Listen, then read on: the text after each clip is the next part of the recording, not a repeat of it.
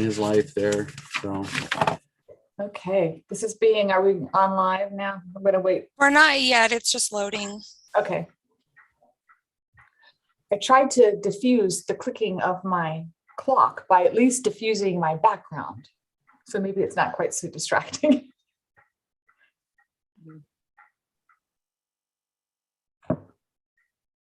We're good to go. Good to go. Okay, I'm hoping Commissioner Slater signs on pretty soon, but we will get started because it is 5:30. Welcome to the September 7th meeting of the Salem Planning Commission. Shelby, would you please call the roll? Commissioner Augustine is absent. Commissioner Griggs? Here. Commissioner Heller? Here. Commissioner Kopcho is absent. Commissioner Levin? Here. Commissioner McKinley? Here. Commissioner Pollock? Here. And Commissioner Slater still has not entered the waiting room yet, so. Okay. Well, we'll move on through public comments since we don't have any tonight, and then moving to the consent calendar. Commissioner Pollock, I know that I would like to put on the record that I did listen twice, the August 17th hearing, just because it was a big hearing, and then I also listened to the August 16th work session. So I'd like to put that on the record, and we'll be able to participate in the vote. Vice President McKinley, I know you were absent for both of those, and Commissioner Levin, I believe you were absent for the 17th. Did you guys get a chance to listen? I'll go with Commissioner McKinley first. I did, yes. Okay, on both. Good. Commissioner Levin, were you able to listen to that? Yes, I listened to the 17th hearing. Okay, great. So I'll look to you, Commissioner Pollock, for the motion. I move to approve the consent calendar. Great. So do I have a second? I second. Commissioner Heller is our second. My pen stopped working. Discussion on the motion. Seeing no hands raised. Shelby, would you call the roll? I'm looking for a pen. Commissioner Griggs? Aye. Commissioner Heller? Aye. Commissioner Levin? Aye. Commissioner McKinley? Aye. Commissioner Pollock? Aye.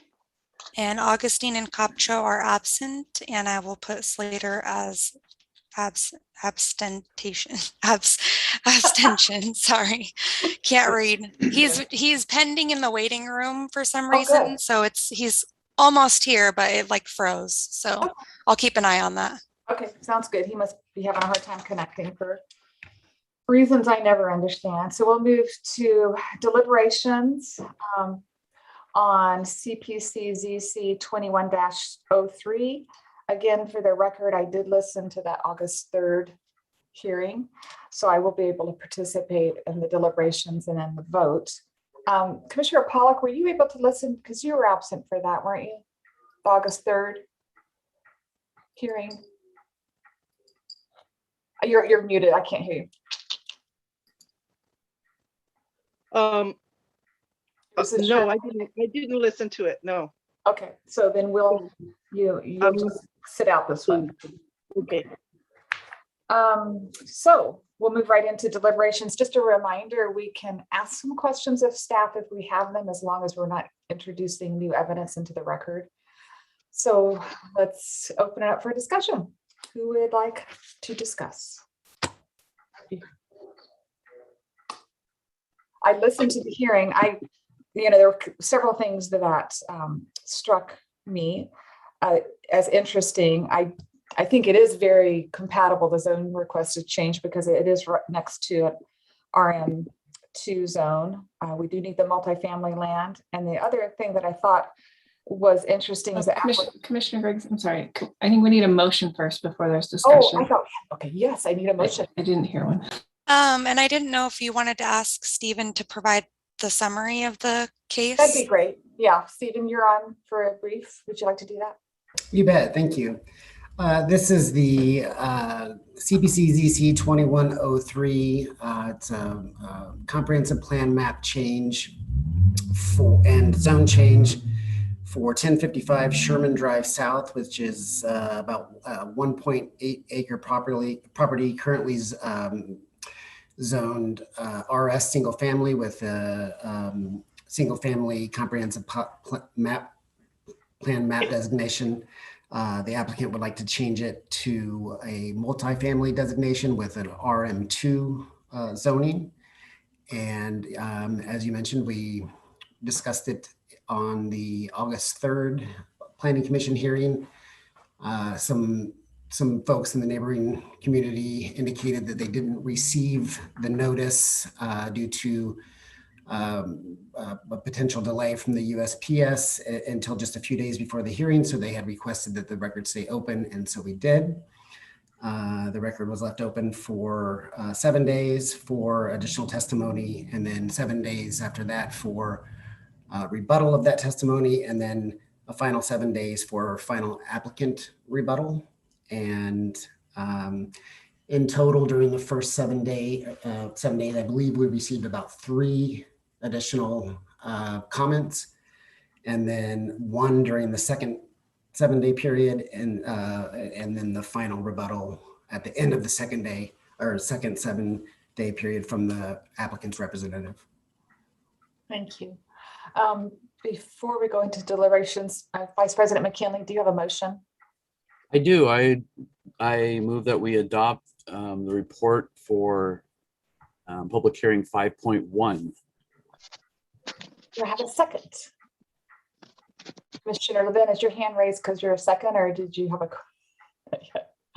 No, and I hope this doesn't create a conflict with the amount of folks that aren't present this evening, but this is the hearing that I abstained from participating in because I have a conflict of interest. You did. You're right.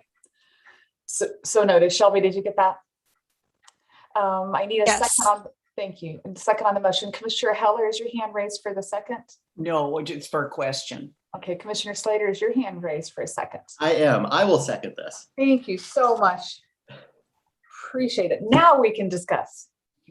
So Commissioner Heller. All right. I really like this plan. I think it's great. I think it's what we need for the city. My only concern, and it is a concern, is about Sherman Drive, how windy it is. And it doesn't seem to have a provision for, a lot of little kids around there, a provision for making it a little safer. So could somebody address my concerns, please? Stephen? Sure. The city traffic engineer reviewed the submitted material from the applicant and found that there was no significant effect from the proposal.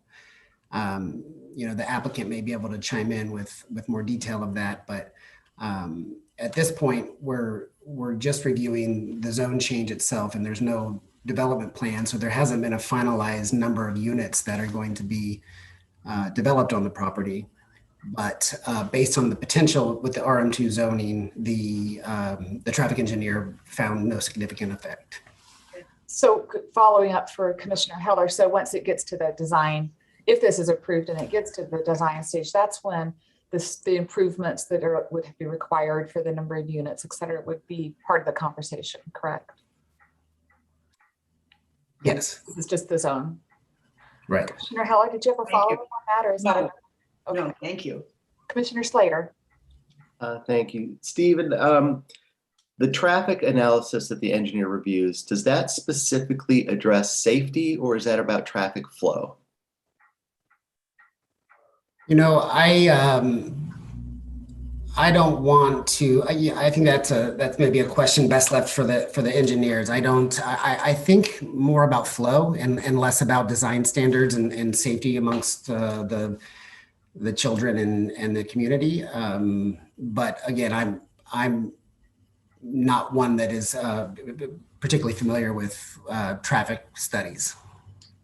Olivia, did you want to weigh in? Can I could try answering that question. So with any comprehensive plan change, the analysis is looked at to determine what the traffic impact was of the existing zone, what the traffic impact is going to be of the new zone, and the difference between those. So we have to stay within that bounds of that state law. And so the traffic engineer looked at that TPR report to determine whether it'll be a significant effect to the transportation system compared to what's already projected to come from that amount of acreage. And so his review is of that, of what the difference is, and if that's going to significantly affect the street system. The actual trip count and unit count, all of that will be taken into consideration at development. So I'm not sure. May I ask a follow-up? Sure. So that to me did not respond to the question of whether the engineer looks at safety. I heard traffic count and trips, but does it look at the increased number of pedestrian and the increased potential incidences of accidents? So all of that would be reviewed at development when we know what the actual development is going to be done. So the pedestrian count, the trips counts, all of the development, what they're proposing to build for a street system, where their driveways are, all of those safety and conflict issues are reviewed at development, and that's when the traffic engineer reviews that. Oh, okay. So again, so for the purposes of the zone change, no, we don't have information on traffic or injuries, potential injuries. No, at this stage. because the proposal is just to change the zoning from one to another, and we're looking at within state law, what allows us to look at is the number of more trips that zone will provide to the overall street system, not necessarily that in that area, that specific area. Thank you. Okay. Any other questions? Yeah, and my premature comments, I did note too that I thought it was interesting that the applicant, even though this is not at the development stage, has some intention of trying to site those housing units closest to the west side of the property, which is, you know, where the existing multifamily housing. So I think they're trying to be good neighbors, and we do need this multifamily housing. So any other discussion before I have Shelby call? Okay, Shelby, will you call the roll? Please signify by saying aye if you're in favor of the motion, and nay if you're not. Commissioner Griggs, Aye. Commissioner Heller, Aye. Commissioner McKinley, Aye. Commissioner Pollock. She's not participating. It's just. Oh, I'm sorry. Yes, thank you. Commissioner Slater Aye. and Pollock and Levin are abstaining, and Augustine and Copcho are absent. Yes. Good. I think we're good on that one. Moving on to 6.1. Yes, approval for the order for case number SUB ADJ 21-05. Vice President McKinley, do you have a motion? I do. Am I on? Yeah, there we go. Sorry. I move approval for order SUB-ADJ 21-05, facts and findings from July 20th, 2021. Okay, McKinley motion. Do we have a second? I second it. Thank you. Pollock is a second.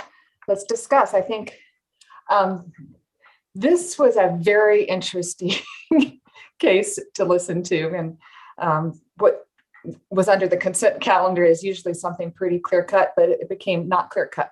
So, and I understand, I totally respect my colleagues' opinions on the frustration with where we are on goal 5. But I think Commissioner Pollock, you summed it up beautifully when you said, even though you feel sort of the same way, we really are bound to make the decision based on the current law that's in place at the time that the applicant applies. So it's not an easy one to vote on. I don't think even for those that may want to vote aye on McKinley's motion, but it is what we're required to do. Commissioner Heller, followed by Levin. Okay, I'm just trying to understand the process. We held the record open and we took additional information, and then we voted to deny the order because, at least perhaps, I'm just guessing, some of us did not think that the applicant's plan comported with the regulations. So, and I'm talking about the going into the waterway and the surrounding area. So I don't understand, and I'm really trying to understand this, why we held the record open if we didn't consider the other evidence, or were we supposed to state that in the hearing? I'm kind of lost. Lisa, I'm going to follow your lead on this one. Lisa Anderson Ogilvy. Or I don't know if Lisa wants me to try.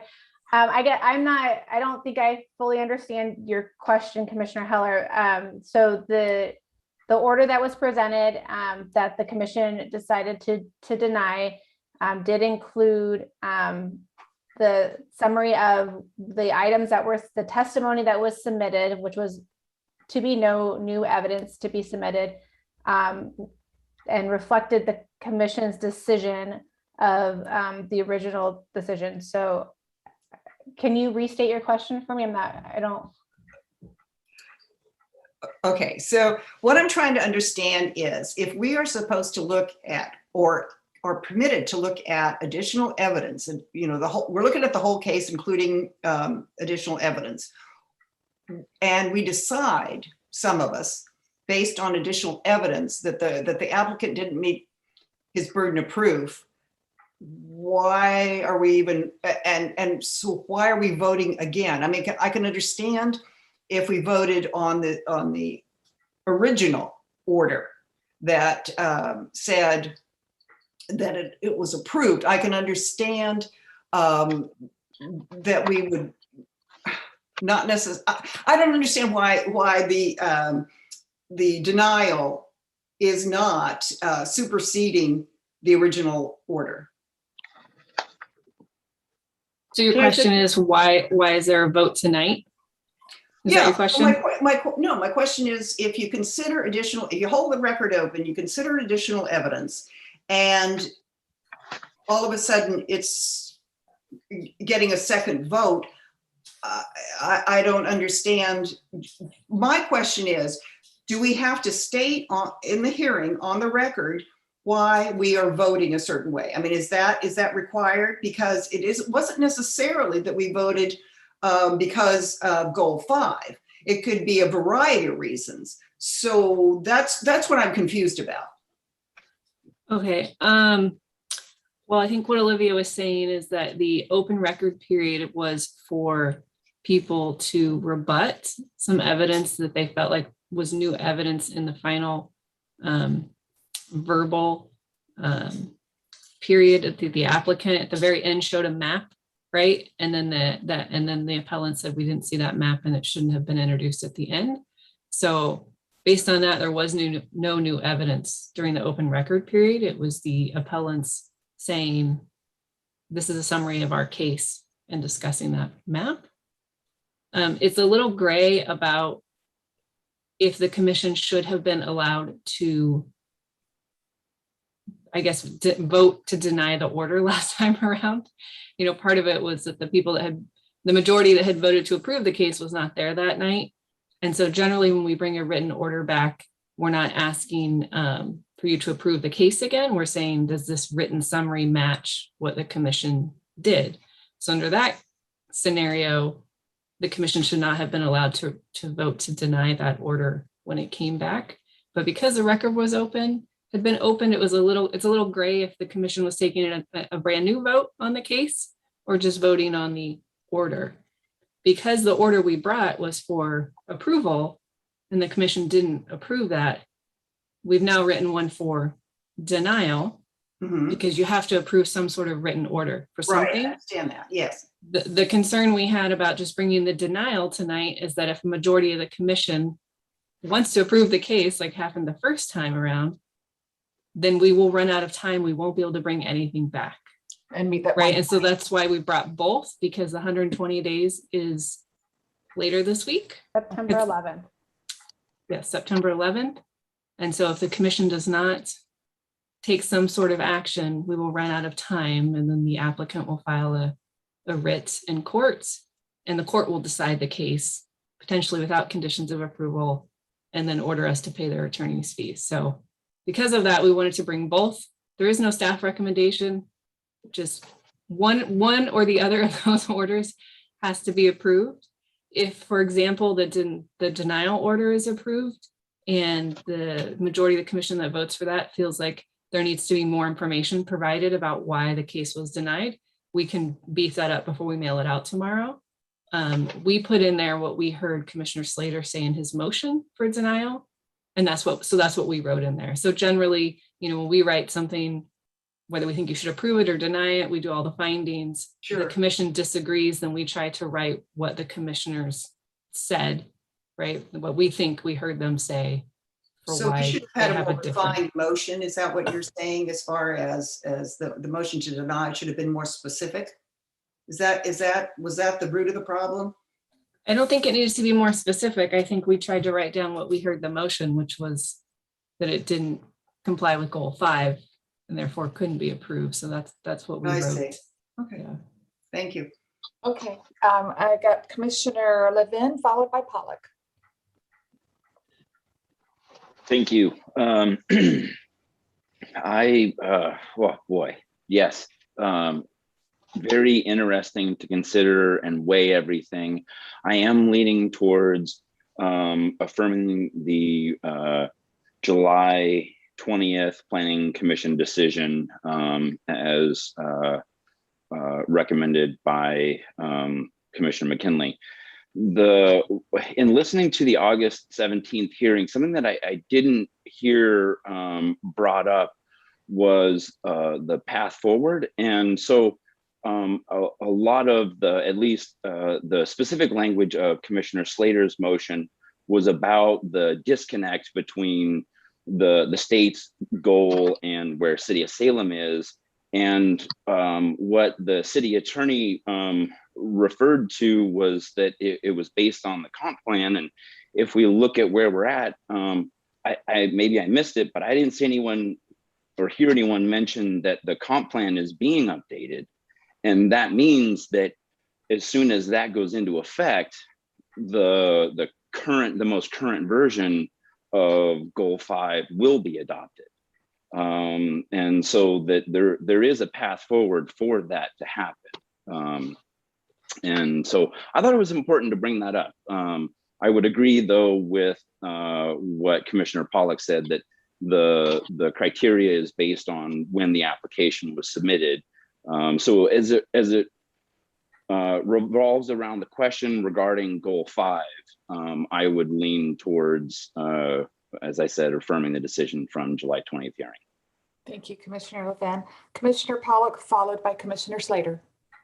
This is to sort of address what Commissioner Heller said, because I struggled with this too, but I think the West Salem Neighborhood Association, the Burleys, and EM Easterly did a fantastic job making an argument why the map that they used is old and should be updated, like new tributaries. That's what they're really saying, because they said they walked the site and there were tributaries there that were not on the map submitted. However, the rule says use the current maps. We can't say, and I was saying, when they said submitted new information, they said that they didn't meet their burden of proof, but they did meet their burden of proof. There's an engineering report, there's a stormwater report, and then they agreed to condition 2, which basically says about the wetlands that if it has to pass the Army Corps of Engineers and the state wetlands review, otherwise they're gonna have to change their plans. So they can't even get a building permit without those reviews. Those are all safeguards to where if something is discovered by the state that they feel is a precedent, then I remember the goals are just goals, but when you get to Army Corps of Engineers and state, and they're saying, no, this is what we say, it may not be on the map, but we find this to be an area of concern of a wetland, an uncharted wetland, that's what condition 2 is there as a safeguard to cover what wasn't in there. That's what I was trying to say, is that we can only use what's before us right now. I think they did a really good argument, and they did reference something that Bryce said, that we need to update those, because they haven't been updated for a while. But we can't hold developers and builders accountable for things that might change in the future. The same thing is unconstitutional, what they call retro legislation. You change the rule now, you can't go back and say anybody that was proved behind before, it's got to go by current standards. That's unconstitutional. I would say it's still unconstitutional is if they're applying now and we try to hold them to a standard that might be changed in the future. So again, I think it's a constitutional issue. It's a procedure issue. And I think they did a great job to come to the city and say, hey, let's do a study and change our maps. But as far as it is current, that's why I say, yes, if we leave it open, we should consider the evidence, but the evidence considered doesn't change my mind that the map submitted, that they didn't meet their burden of proof. They did. So that's my spin on that. Thank you, Commissioner Pollock. Commissioner Slater. Lots of interesting conversations tonight. I have two questions, if I could.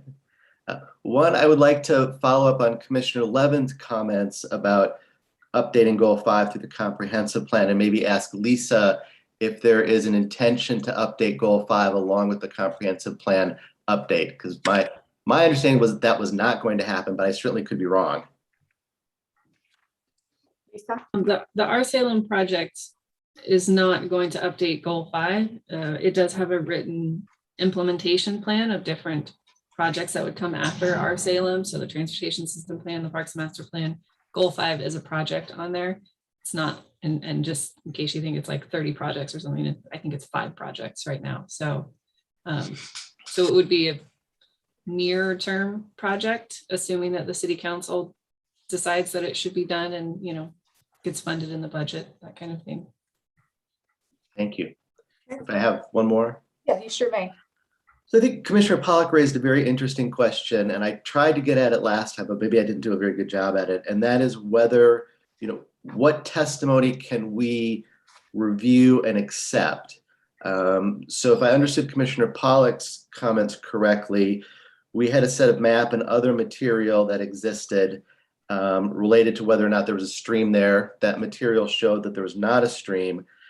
The appellant's, to me, main argument was that there was a stream there, and that was information that was not part of the record. Could we, as a commission, for the purposes of this land use application, say we find the testimony persuasive that there's a stream there, and based on our findings as a finder of fact, we believe a stream was there that wasn't included on the application, and therefore the application is incomplete?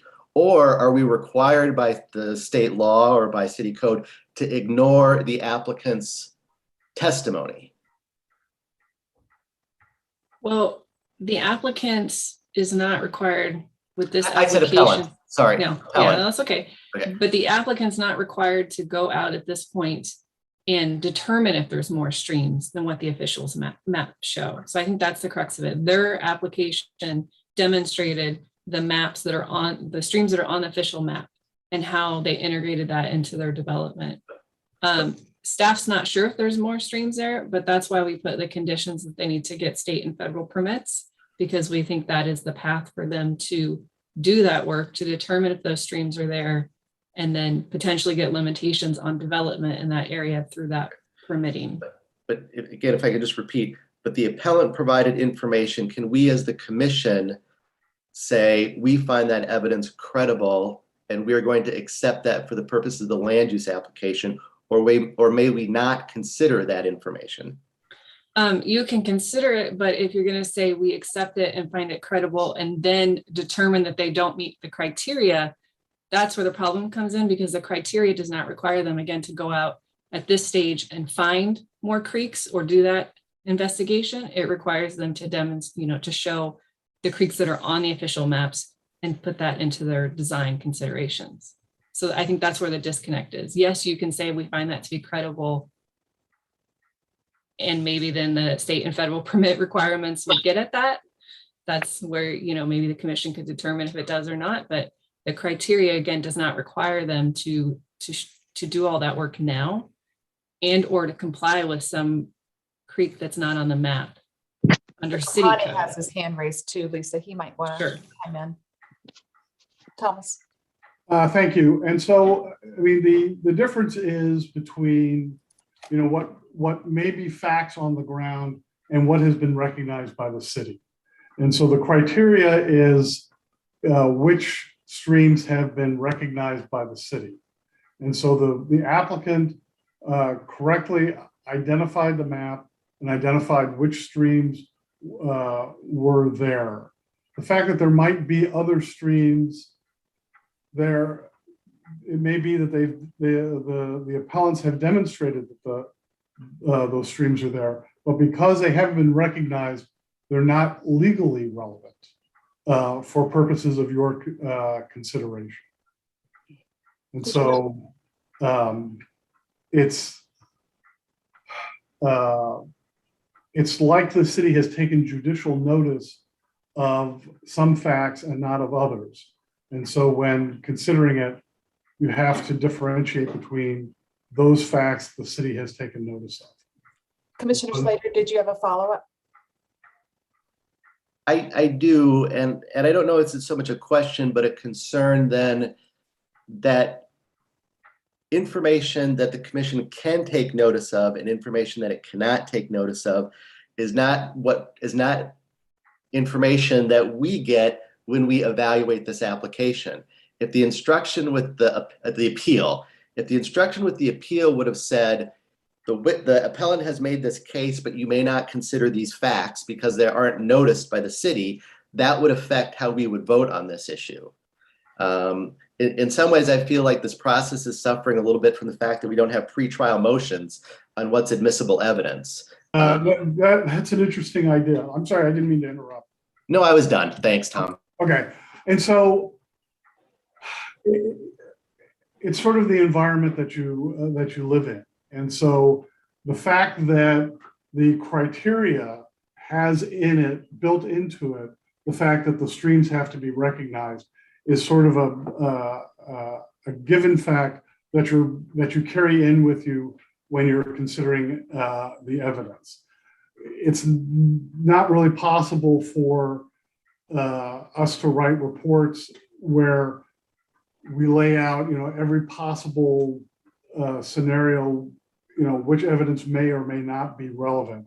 That comes during the deliberation process, during this process that we're going through now. So it's, in a perfect world, we would be able to give you 100% of all the possible issues. It's just not possible in this circumstance. And so it's a given that you carry in with you when you're considering the matter. Are you okay, Commissioner Slater, or did you have another question? I'm at the end, thank you. Commissioner Pollock. Okay, so this goes to what they call credible evidence. And this is a follow-up on our attorney. See, if you look under the UDC, there's a section there that says the rules of evidence do not apply to our quasi-judicial hearing. And that's because, we can have some hearsay and we can have this, but the thing is that's why we have to adhere to these reports that are established by research. I would be very, very careful on a slippery slope having non-professional say, I walk the area and I feel that there's creeks there, as opposed to, that's why I was saying, you have this tributary map, and yes, there's an argument that it needs to be updated, but the tribute, and when we asked about that, they said, oh, there's a lot that's entailed, because I think Commissioner Slater says, is that easy to do? No, they said that it's a lot to entail to update that map. And that's because there's a lot of professionals that have to go out there and take a look at things and then determine whether they are legitimate or not legitimate. And so when we have neighbors, they may say, you know, I walked the site and in my opinion, or I have concerns that it isn't. That doesn't make them the professional saying, in my professional opinion, this is what is. So I worry about, you know, when since we don't have the rules of evidence, we have to make sure that when we're listening to testimony, you know, that we don't give a professional level to something that's going to put us on a slippery slope in the future. And then the other thing is, again, going to go back to what the attorney says, and what I said in the beginning is, if the map is there, that is the solid evidence that we need. And then when Lisa said, well, we don't require them to go out to do more than that, that's the 4 squares for within we have our jurisdiction ends. That's my point. Thank you. Thank you, Commissioner Pollock. Any further discussion? Giving you guys a minute to raise that yellow hand. Okay, so we have a motion before us from McKinley, a second by Pollock. Shelby, will you please call the roll and signify by saying aye if you're in favor of the motion, or nay if you are not? Commissioner Griggs, Aye. Commissioner Heller, Nay. Commissioner Levin, Aye. Commissioner McKinley, Aye. Commissioner Pollock, Aye. and Commissioner Slater. Aye. Okay. Wow. Okay, that was really fun. So let's continue the good times and move on to information reports. I don't believe we have any, and obviously no more public comment. So we're ready for you, Lisa, for the planning administrator's reports. Sure. I'll just note on the calendar that we have deliberations on another case on the 21st. So if you weren't all there, I'm sure Shelby will send you all the links. So if you want to participate in those deliberations, you can listen to that one. We're having the public hearing for the UDC amendments on October 5th. Now that we've had all our work sessions, we're ready to go and revise some language, and we'll be bringing that back. And then Shelby sent out a reminder, or hold the date, what do they call it? Hold the date for October 18th, Joint Planning Commission City Council work session for our Salem. You should be getting all the emails from Eunice, but the revised zoning map just went out. So we had one, all spring with all the people could drop their comments. We did a bunch of outreach, and we've made changes, and we are the final iteration. So no more changes to the map. It's going to go through the adoption process the way it is now, but we're going to have a work session to let the Planning Commission and Council know, where we're at, what the whole package is that you're going to be considering, and plan to bring it forward for official adoption in early January, February. We're coming to the Planning Commission first for public hearing. So coming up soon. The only other thing I have is I saw a sneak peek of the City Council agenda for Monday, and they are recommending appointing a new planning commissioner. But I don't want to say who it is until the agenda is published. There's always something, the person? I do not know the person. I did review their application, and I think it'd be a great addition. It does not appear that they're going to do interviews. The recommendation is just for the council to appoint this person. As soon as the agenda is published, and assuming it remains on the agenda, it's usually Thursday, I will send a link to all of you so you can see who they're recommending to appoint and view that person's application. And then you can also watch the council meeting Monday. So potentially we will have Commissioner Swikart's spot filled. I will say there were only 2 applications on file for the council to consider. They have picked one. So we are going to hopefully drum up some more interest between now and the end of the year, because we'll have 2 vacancies. So yeah, tell your friends and family. We moved kind of quickly on that one. That was Pretty good. That was very quick, yes, and they had some other commissions, boards and commissions that had vacancies, so the committee got together at about the right time for us. So stay tuned for that, but otherwise that's all I have. Questions for Lisa? I had one question, and then Commissioner Slater, why don't you go ahead? Oh, okay. Well, I didn't want to prolong our discussion of the last case and just get the vote over with, but I do have a question just related to Goal 5 in general, and that is, now that this case is out of our hands, can you speak a little bit more clearly, Lisa, about the extent to which the city's language related to riparian areas are updated to the current Code 5 standards, current Goal 5 language? Well, maybe that's a broad question. No, for example, we don't have setbacks to riparian creeks like Goal 5 would require. So we went through Goal 5, we would be required to adopt a setback to all creeks. Is that kind of what you mean when you said Yes. riparian? Yeah. Yes. And I think we talked about that in the work session for the middle housing, because the state is requiring, I think Bryce talked about how the state is requiring us to have 100-foot setback to a creek for any new middle housing, new construction, not like an internal conversion. But that doesn't apply to single family. So it's kind of a mismatch right now because we haven't adopted the standards that would normally apply, which would only be 50 feet. And the state has put in some language that since we haven't adopted it, we have to have 100 feet for the, like a duplex, triplex, that kind of thing in the interim. So So then the standard in Goal 5 for riparian areas is a 50-foot setback? it depends on what the waterway is. There's different, it varies between 50 and 75, I believe. I think Tom has his hand raised. Mr. Kapani? Thank you. The other thing that's going on that's unrelated to Rule 5 is that the federal government is involved in litigation regarding the flood insurance program. And the sort of nuts and bolts of that lawsuit is that because of the way that the federal government insures building in floodways, it impacts salmon and other endangered species. And so FEMA, who administers that program, is now having to rewrite its rules regarding how building is going to be conducted within the flood insurance program.